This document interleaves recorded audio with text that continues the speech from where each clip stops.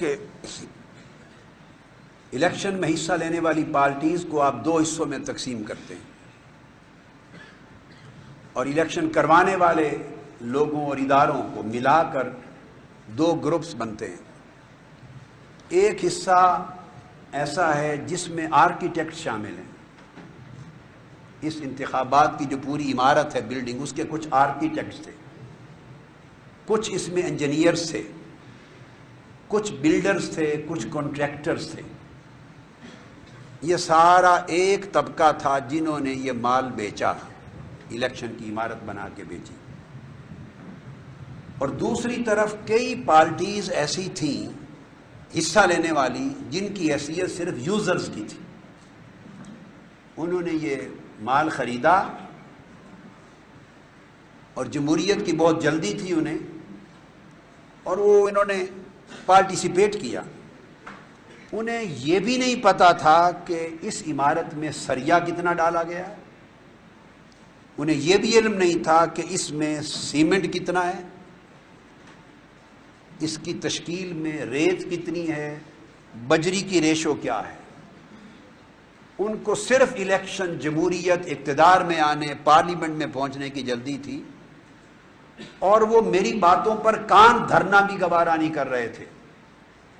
جو آرکیٹیکٹ تھے ان کا کان نہ دھرنا تو سمجھ میں آتا ہے، کیونکہ وہ تو انہوں نے تو ایک مال بیچنا تھا. ان کے پاس ایک پلاننگ تھی، ایک منصوبہ بندی تھی، پورے نتائج ان کے ویژن میں تھے. ان کو معلوم تھا کیا کرنا ہے ہم نے اور کیا ریزلٹس اچیو کرنے ہیں. بلڈرز، انجینئرز، کانٹریکٹرز وہ واویلا کرتے رہے، ان کی بات تو جینون ہے، سمجھ میں آتی. مگر یوزرز جن کو یہ بھی نہیں پتا کہ اس بلڈنگ کے اندر کیا ہے.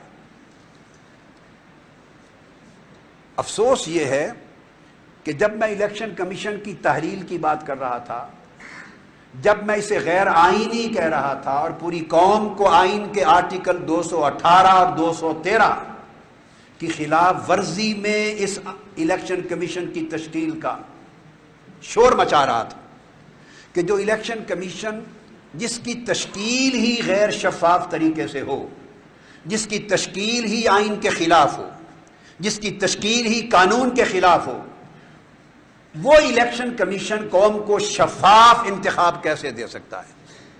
آئینی اور قانونی غیر جانبدارانہ منصفانہ انتخاب کیسے دے سکتا ہے؟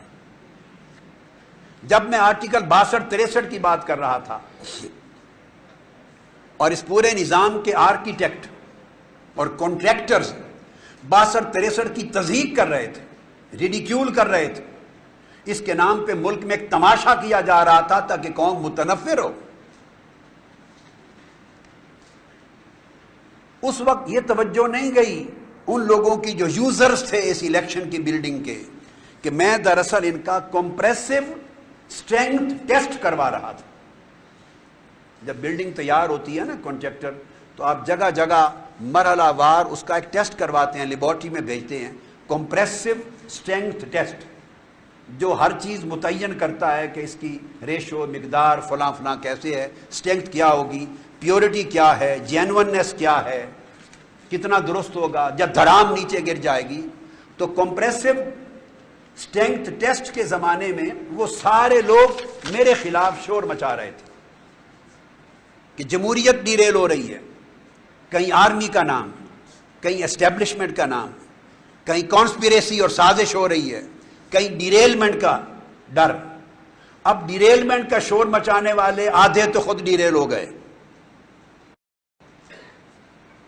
جمہوری عمل کو آگے بڑھانے کا نام لینے والے آدھے خود میں بیٹھے ہیں. یہ ایک عنوانات تھے، ان کے تحت صرف ہنگامہ بپا کیا جا رہا تھا. وجہ یہ تھی کہ وہ سسٹم میں شفافیت نہیں چاہتے تھے، سسٹم کو حقیقی معنی میں غیر جانبدار نہیں بننے دینا چاہتے تھے، سسٹم کو منصفانہ دیکھنا نہیں چاہتے تھے کہ اس سے ان کی منصوبہ بندی نہیں ہوتی تھی. وہ ایک ڈیزائن کے تحت شور مچا رہے تھے میرے خلاف، اور باقی لوگ اس شور میں ان کے ساتھ شامل تھے. چور مچائے شور، تو کچھ لوگ ان کے ساتھ شامل تھے.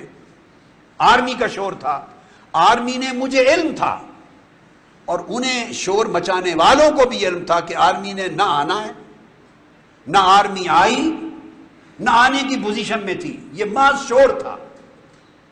سسٹم کو شفافیت سے دور رکھنے کے لیے، جمہوریت کو حقیقی شفافیت سے، ٹرانسپیرنسی سے محروم رکھنے کے لیے سب کو معلوم تھا وہ ایک مقصد، ایک ڈیزائن کے لیے ہنگامہ آرائی کر رہے ہیں، ایک پلاننگ تھی، وہ ان کی پوری ہو گئی۔